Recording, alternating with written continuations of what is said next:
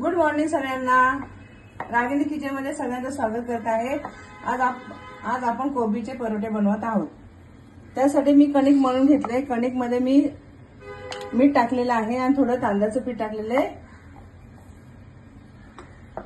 आपण आता मसाले बनवतो. प्रथम कोबी,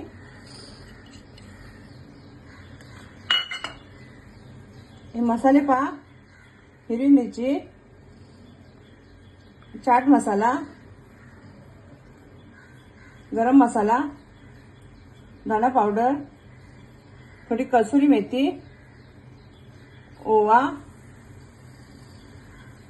मीठ आणि हळद, थोडीशी मिरची पावडर आणि कोथिंबीर.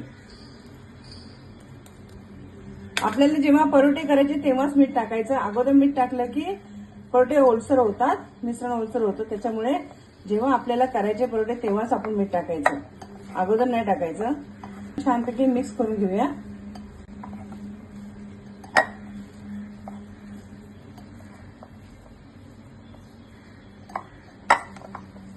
हे मिश्रण भरूया.